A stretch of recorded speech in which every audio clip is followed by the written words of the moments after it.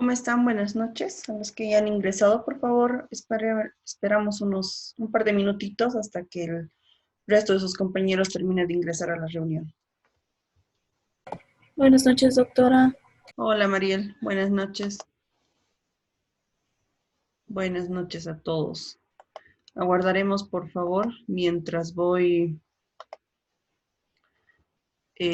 sus compañeros van ingresando a la reunión.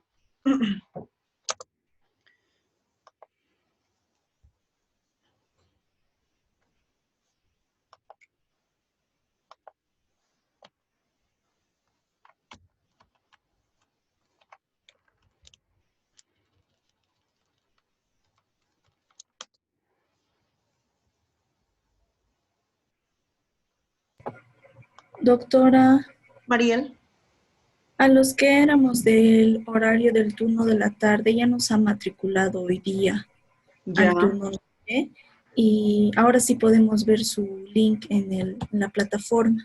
Ah, qué bueno. Más bien, me alegra. Solamente, por favor, en el grupo podía decirles a los que les está enviando el link en privado Ah, de que ya están. para que ya entren, sí, directo. Ah, ya, Mucho gracias. Sí, mejor, porque así uno más por uno rápido. estoy enviando a muchos. Sí, doctora. Gracias, Mariel. Ahorita mismo les aviso. De nada. Les digo.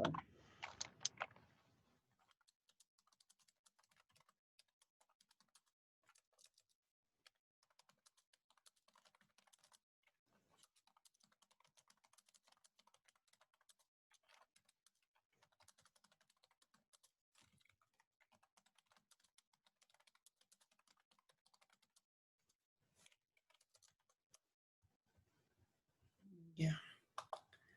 A ver, vayamos un ratito más mientras yo voy abriendo su presentación.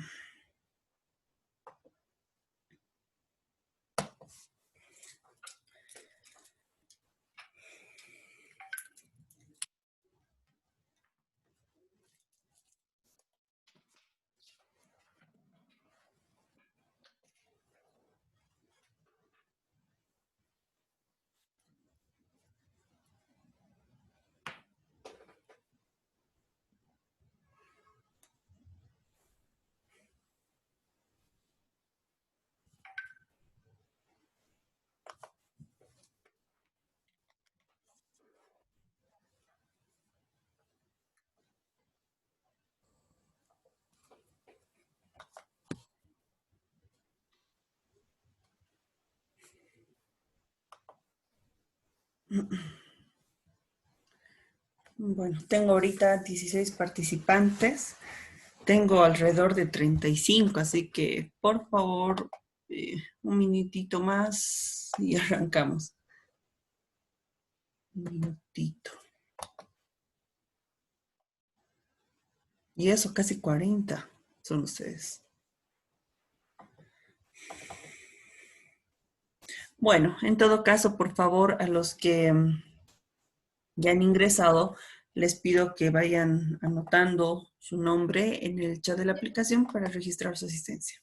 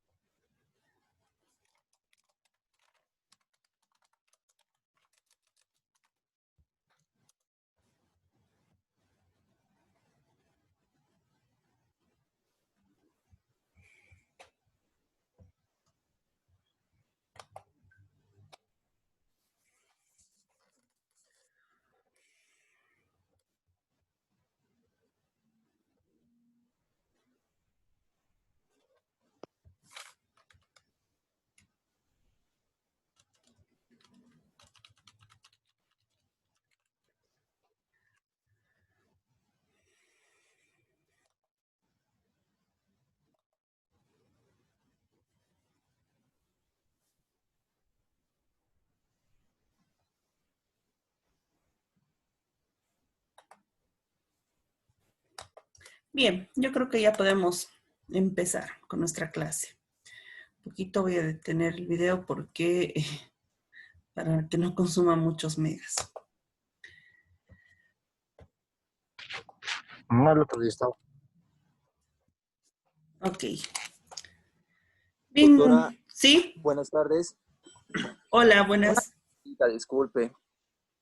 ¿Las diapositivas ya están en la plataforma? Eh, Disculpe. de ustedes me falta, chicos. De ustedes, pero ahora se los envío, porfa. No pasa este tema más hoy día, se los voy a colgar en plataforma. Como hay cada capítulo, como que tema 1, tema 2, tema 3, ahí se los voy a colgar incluso con los resúmenes, no resúmenes, sino el avance como les fui diciendo más antes.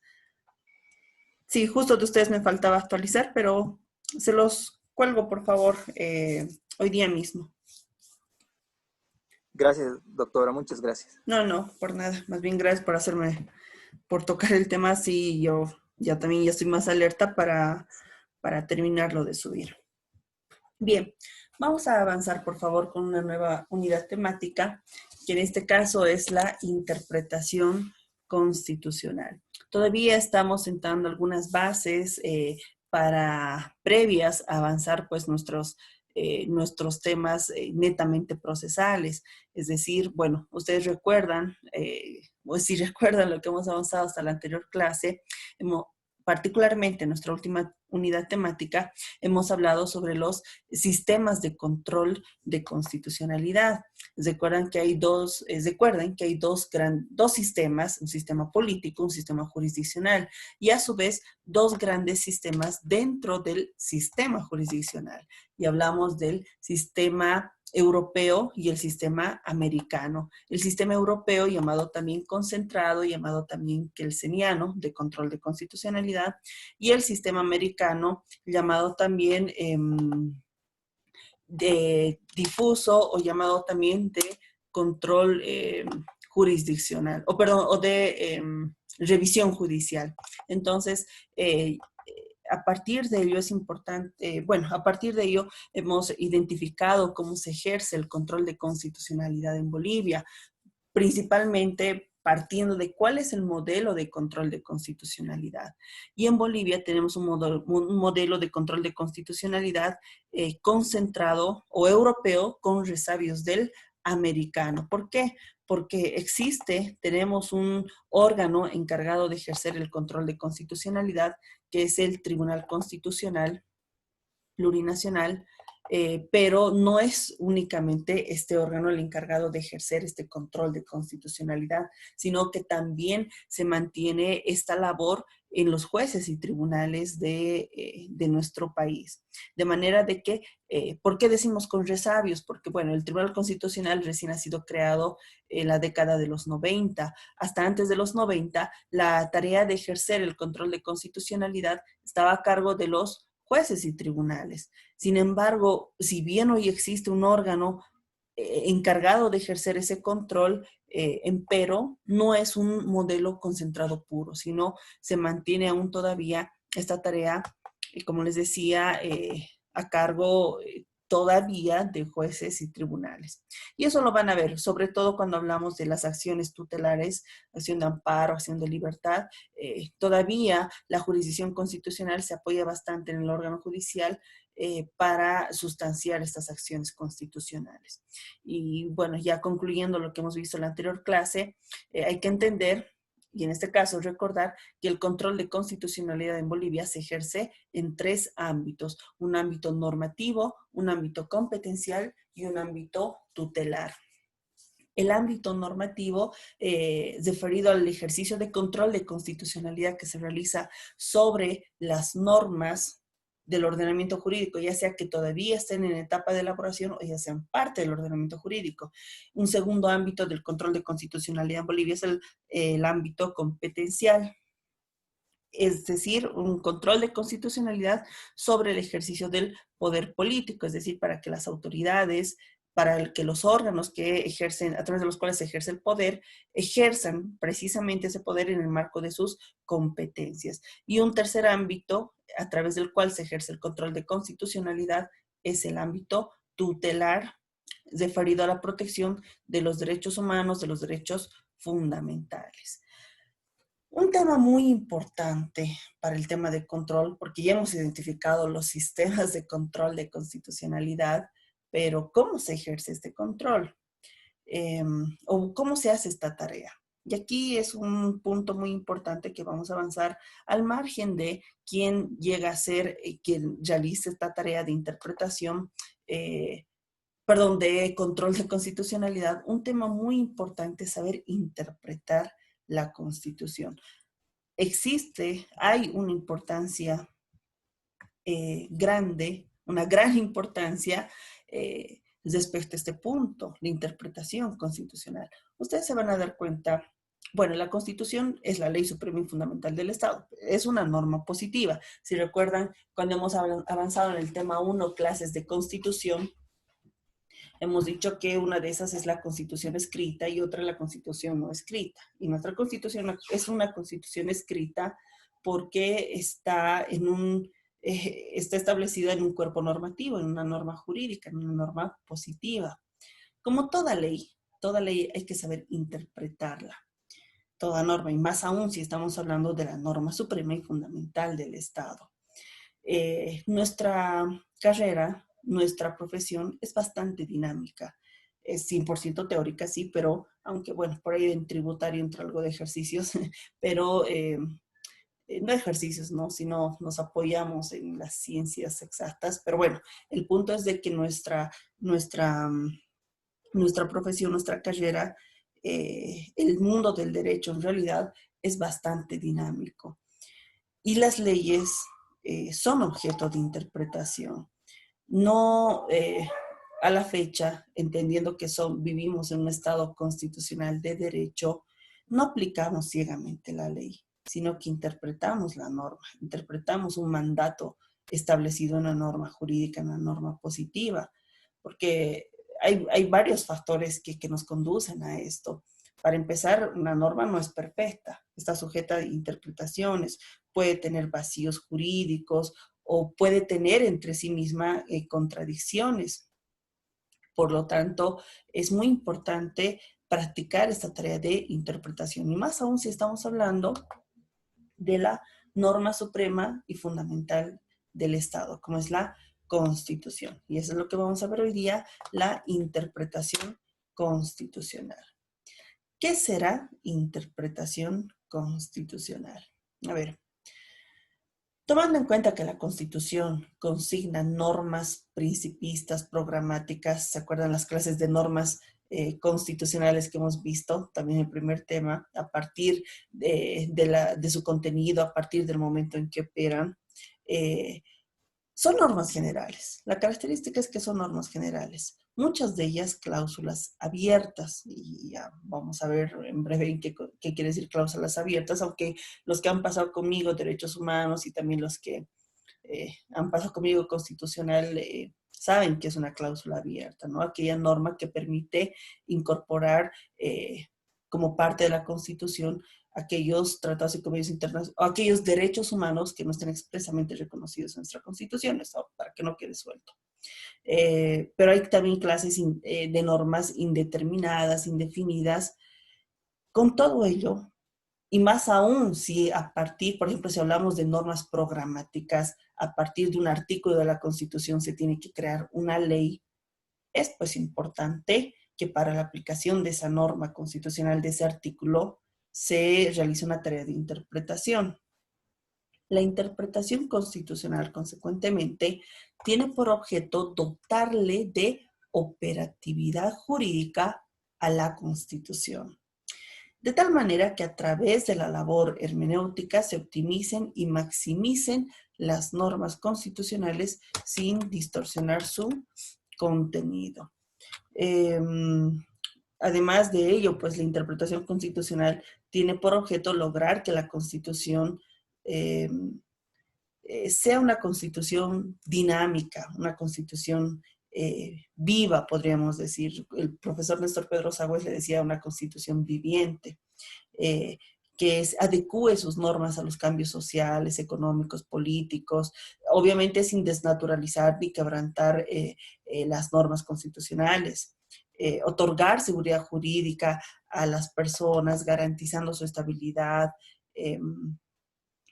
todo aquello. ¿Por qué creen que, por ejemplo, la Constitución de los Estados Unidos de Norteamérica, desde que se ha creado, no se ha modificado a la fecha? Porque hay una Corte Suprema que constantemente le da vida a través de la interpretación constitucional. Entonces, pues, la interpretación constitucional, de manera general, podríamos decir que es el procedimiento cuyo objetivo es descubrir y explicar el significado atribuido al lenguaje usado en el texto de la Constitución. Es decir, entender, escudriñar, explicar qué es lo que nos quiere decir una norma, un artículo de la Constitución. ¿Para qué? ¿O con qué objeto? Pues a objeto de establecer el sentido claro, preciso y concreto de una norma constitucional para aplicarla o hacerla aplicable a un determinado caso. Como ven en pantallas, también la interpretación constitucional consiste en establecer las diferentes alternativas de solución que plantea la norma prevista para la Constitución para un caso concreto y definir cuál de las alternativas es más razonable y acorde con el sistema constitucional. Los conflictos jurídicos no son, las normas jurídicas no son, bueno, los conflictos jurídicos, las situaciones donde hay una alteración a un estado de normalidad, pero una alteración de naturaleza jurídica, no se resuelven todos de la misma manera. Hay casos muy particulares o hay casos en los que una simple leída de la norma no resuelve el conflicto. Entonces, la interpretación constitucional precisamente nos ayuda a establecer diferentes alternativas de solución que podemos encontrar. Ya cuando hablemos de clases de interpretación, principios y criterios de interpretación, me van a entender esto, porque, bueno, con ejemplos vamos a hablar de situaciones en las que realmente se requiere aplicar diferentes métodos de interpretación o basarnos en principios para interpretar una norma a fin de no distorsionar su contenido. Entonces, a través de la interpretación podemos establecer diferentes alternativas de solución para un caso concreto que nos puede estar preveyendo la misma Constitución. Todo a partir de la interpretación. Es muy importante saber quiénes pueden interpretar y a eso por eso es que un punto muy importante es establecer quiénes son los intérpretes de la Constitución. Y es que uno puede decir, yo lo interpreto de esta manera, otra persona yo de esta manera, y otra persona, una tercera persona de esta manera, pero al final, ¿cuál es la interpretación última? ¿Quién tiene la razón? Entonces, es importante saber quiénes son los intérpretes de la Constitución. Y tomando en cuenta que la Constitución es una norma jurídica suprema con carácter vinculante para todos los ciudadanos y para todos los poderes o los órganos de poder, se entiende pues que todas las autoridades que aplican la Constitución desarrollan una interpretación constitucional. Un juez realiza una interpretación constitucional. La presidenta tiene que realizar una interpretación de la Constitución. Entonces, en términos generales, y es lo que les decía hace rato, un ciudadano puede entender de una forma o interpretar de alguna manera la Constitución. Lo propio, el abogado de la parte demandante o accionante, si es que estamos hablando de una acción constitucional, interpreta de una manera y el del accionado de otra manera. Entonces, teniendo esta pluralidad, por decirlo así, de intérpretes o de gente que puede interpretar la Constitución, pues en términos generales podríamos decir que no existe un monopolio para esta facultad interpretativa. Es decir, no existe una norma que nos diga y solo esta persona puede interpretar la Constitución. No. Pero hay que tener en cuenta que nuestro sistema constitucional cuenta con un mecanismo de defensa de la Constitución, ¿Y a través de qué? De precisamente lo que hemos visto en la anterior clase, del control de constitucionalidad. De manera de que existiendo múltiples, diversos intérpretes, también existe un intérprete máximo de la ley, de la Constitución, perdón, cuya interpretación tiene un carácter vinculante para todos. O sea, todos podemos interpretar, los distintos órganos pueden interpretar, pero finalmente como mecanismo de defensa de la Constitución y más aún siendo parte de nuestro sistema constitucional, un sistema de control de constitucionalidad, que es lo que hemos visto en la anterior clase, existe un último intérprete, un máximo intérprete, cuya interpretación es la última y es vinculante. Para ello entenderemos qué es lo que nos enseña la doctrina del derecho constitucional. Y nos dice que hay diversos intérpretes de la Constitución. De hecho, algunos de ellos los vamos a repasar ahorita. Y en efecto, pues la interpretación constitucional la pueden desarrollar diferentes órganos de poder al ejercer sus facultades o potestades que les asigna la misma Constitución, dando así lugar a la interpretación legislativa, a la interpretación ejecutiva o a la interpretación judicial. Y a su vez también pueden realizar la interpretación, como les decía, ¿no? Los académicos, abogados y el público en general.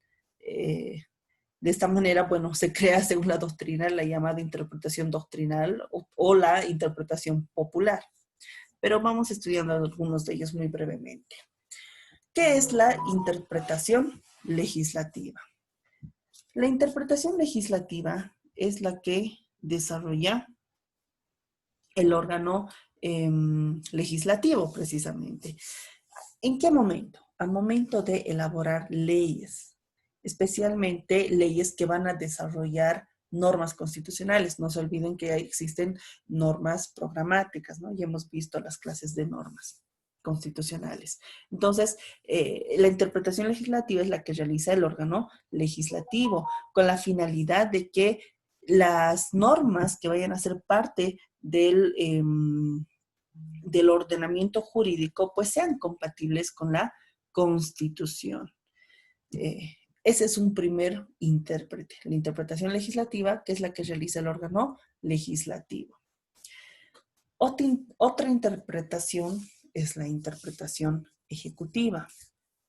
La interpretación ejecutiva es la que desarrolla el órgano ejecutivo a tiempo de elaborar sus normas, porque el órgano legislativo tiene una facultad, el órgano ejecutivo tiene una facultad colegislativa, emite decretos supremos, reglamentos, resoluciones ministeriales y consecuentemente, pues a tiempo de elaborar estas clases de normas que sí son de su competencia, es decir, al elaborar decretos supremos, resoluciones supremas, pues realiza una interpretación de la Constitución con el objeto de que también estas normas se encuadren a los principios, valores, normas previstos por la Constitución.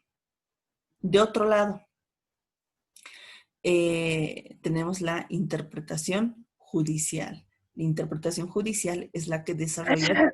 Uy, perdón, alguien habló y me lastimó el oído. Les decía, la interpretación judicial es la que desarrolla pues, el órgano judicial. ¿Cómo desarrolla esta interpretación? A través de sus tribunales y jueces a momento de aplicar las disposiciones legales en la resolución de los procesos judiciales sometidos a su conocimiento.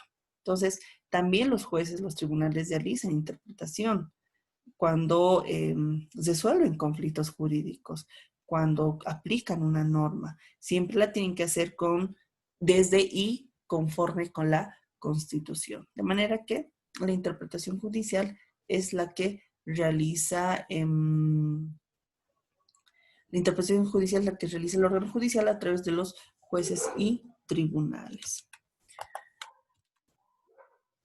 De todas estas modalidades referidas, de hecho ya no lo hemos desarrollado, pero les he mencionado, ¿no? A veces los doctrinarios también, los juristas, hacen interpretación de la Constitución, que es la interpretación doctrinal, y que de hecho les sirve de base a los otros intérpretes que acabamos de ver. Y también la ciudadanía común puede interpretar la Constitución. Finalmente la Constitución obliga por igual a todos, gobernantes y gobernados. Y también la gente que no conoce de derecho puede interpretar la Constitución. Pero de todo lo referido, hay una interpretación de mayor trascendencia y es la interpretación constitucional. La interpretación constitucional que la ejerce el órgano encargado de ejercer precisamente el control de constitucionalidad, que va a tener jurisdicción nacional, cuya interpretación va a ser la última interpretación y que además va a ser vinculante para todos, tanto órganos de poder como para todos los ciudadanos, para todos los habitantes del Estado. Y es que en nuestro Estado, en Bolivia, el último y el máximo intérprete de la Constitución es el Tribunal Constitucional Plurinacional.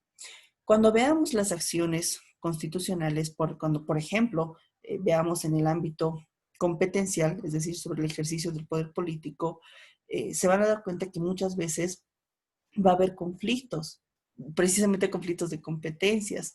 A veces el órgano ejecutivo va a decir, no, esto es competencia mía, y el judicial, no, esto es mío. O el ejecutivo, mejor dicho, el ejecutivo y el legislativo van a pelear. O dentro de un mismo órgano, por ejemplo, el judicial, un juez en materia, en materia civil va a decir, no, el conocimiento de este caso es de un juez en materia agroambiental. Y la agroambiental va a decir, no, es del juez ordinario civil. Entonces, puede haber un conflicto de competencias a raíz de una interpretación de cada distinto órgano de la Constitución. En este caso, por ejemplo, un conflicto de competencias entre la jurisdicción ordinaria y la jurisdicción agroambiental. ¿Quién va a diferir? ¿Quién va a ser el último intérprete cuando se presenten ese tipo de situaciones? Pues el Tribunal Constitucional. Bueno, nuestra Constitución se denomina Tribunal Constitucional Plurinacional. De manera que, hablando de los intérpretes de la Constitución, como les decía, se pueden reconocer diversos intérpretes teniendo en cuenta que nuestro modelo de Estado es un Estado constitucional y además que tenemos un sistema de control de constitucionalidad establecido, pues el máximo intérprete de la Constitución, cuyas decisiones son vinculantes y de cumplimiento obligatorios para todos, es el Tribunal Constitucional Plurinacional. Clases de interpretación. Bueno, ya hemos identificado, ya hemos entendido qué es la interpretación constitucional, quiénes pueden interpretar la Constitución. Pero la doctrina del derecho constitucional también nos enseña que pueden haber diversas clases de interpretación. No hay una sola clase, no diré método porque otra cosa son los métodos de interpretación, pero hay una clasificación bastante variada sobre la interpretación que se realiza en la Constitución. Y en esto me apoyo a las clases de interpretación que nos señala el profesor argentino Néstor Pedro Sagüez. Y él distingue 4 clases de interpretación constitucional. La primera es la interpretación práctica. Es la más sencilla, por decirlo así, en términos un poco menos técnicos. La interpretación práctica es la que realiza el juez constitucional para aplicar una norma de la Constitución a un determinado caso. Sencillo, es funcional, es práctico.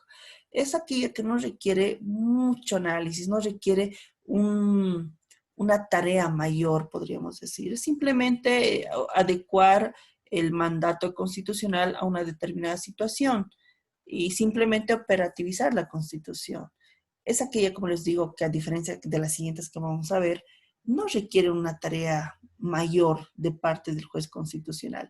De repente porque el mandato establecido en la Constitución es bastante claro o porque la situación jurídica no es tan compleja de manera de que a una simple interpretación pues se aplica la Constitución. Entonces, de ahí su nombre, es una interpretación práctica, es funcional, es algo que no requiere una tarea grande. Otra clase de constitución es de interpretación es la interpretación creativa. La interpretación creativa se quiere una tarea un poquito más compleja o más amplia que la interpretación práctica.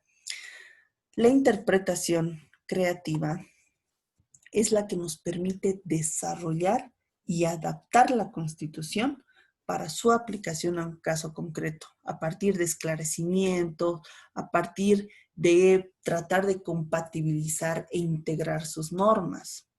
El profesor argentino Néstor Pedrosa Güez dice que la interpretación creativa implica que el juez constitucional tiene que ejercer un papel innovador, creativo. ¿Por qué? Porque tiene que esclarecer, desenvolver, compatibilizar, integrar la Constitución. Está diseñada esta clase de interpretación aquellos casos en los que se presente un aparente vacío normativo o una imprevisión en el texto constitucional. Ahorita vamos a hablar con un ejemplo.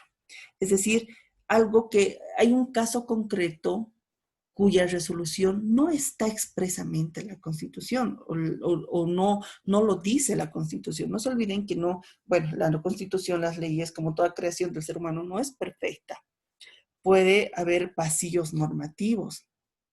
Y un juez, más aún cuando hablamos materia constitucional, no puede excusarse de conocer la resolución de un caso, es decir, de resolver un caso que sometió a su conocimiento alegando insuficiencia, oscuridad de la norma, ausencia o lagunas en la norma, lagunas o vacíos jurídicos, sino tiene que ser un intérprete creativo, integrar la Constitución, de manera de que con esto se van a ir dando cuenta de que pues no consiste la tarea de aplicar las leyes simplemente leer qué dice la norma y aplicarla, no, porque la norma no siempre es clara y eso va a requerir, como aquí les dice, una tarea creativa.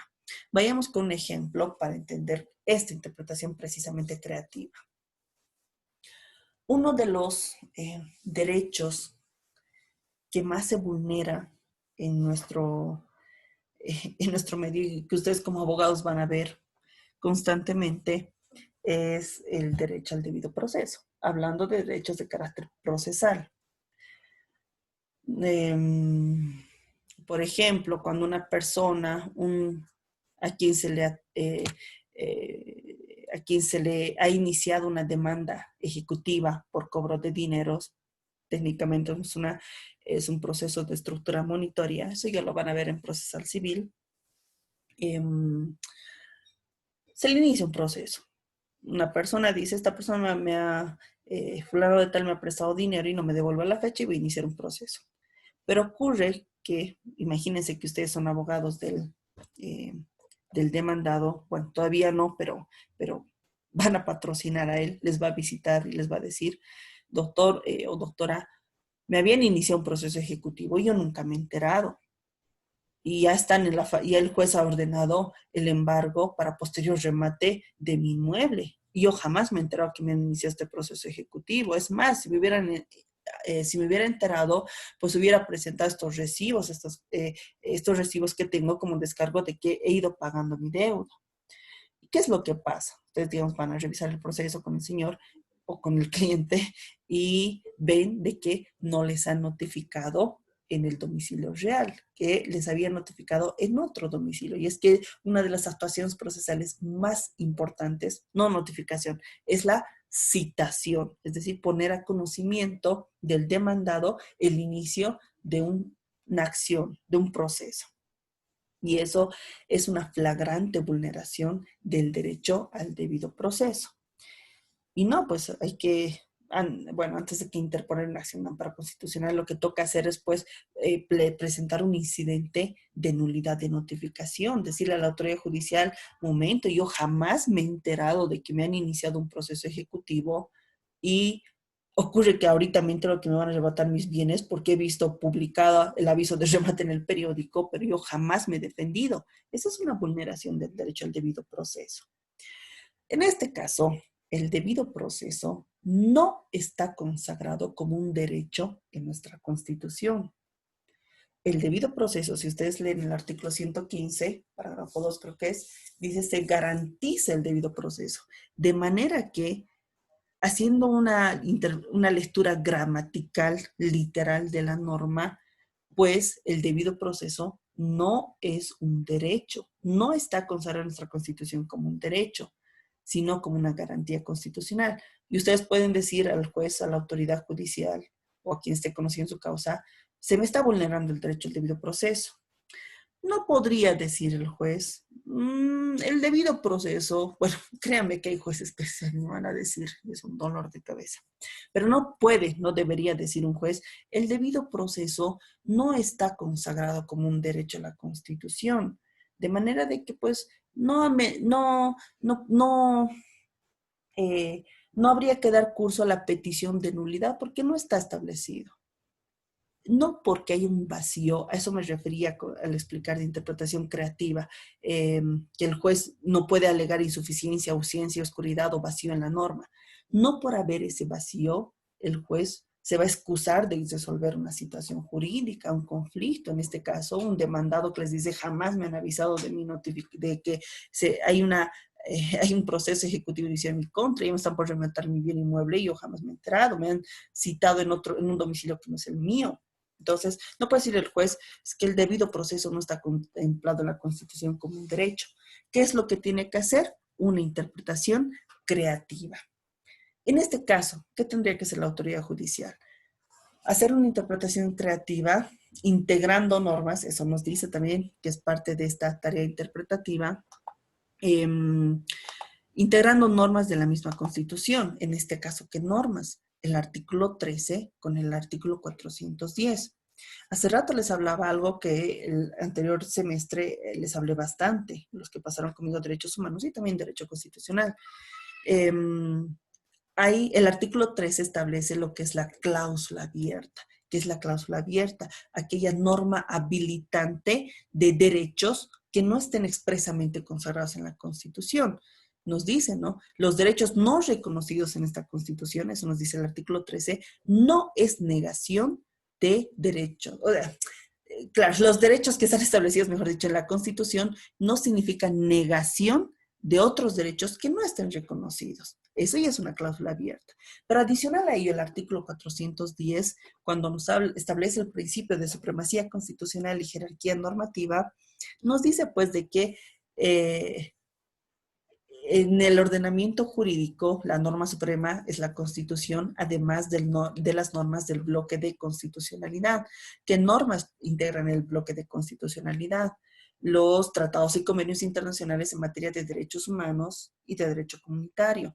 Entonces, por un lado, el artículo 13 dice que el hecho de que no hayan derechos que no estén consagrados en la Constitución no significa negación de otros, pero además de ello, el artículo 410 incorpora como parte del ordenamiento jurídico a los tratados y convenios internacionales, y más aún los tratados y convenios internacionales en materia de derechos humanos tienen el mismo rango constitucional, pues en este caso, el derecho al debido proceso está consagrado en el artículo 8 de la Convención Americana de Derechos Humanos y en el artículo 14 del Pacto de Derechos Civiles y Políticos. Consecuentemente, haciendo esa interpretación creativa, el juez sí puede considerar la vulneración del debido proceso como un derecho. ¿Por qué? Ha hecho una interpretación creativa. Se ha remitido al artículo 8 de la Convención Americana, donde sí está expresamente consagrado el derecho al debido proceso, pero haciendo una interpretación creativa de otras normas de la Constitución, del artículo 13 con el 410. De manera que el juez no puede alegar insuficiencia, ausencia, vacío normativo para resolver un conflicto. Lo que tiene que hacer entonces es una interpretación creativa. Es solo un ejemplo el que les he dado. Hay muchas situaciones en las que se requiere este tipo de interpretación. Grupo, me queda menos de un minuto. Por favor, aquí voy a hacer una pausa. En 3 a 5 minutos les envío nuevamente enlace para que ingrese. Aquí hago una pausa, por favor.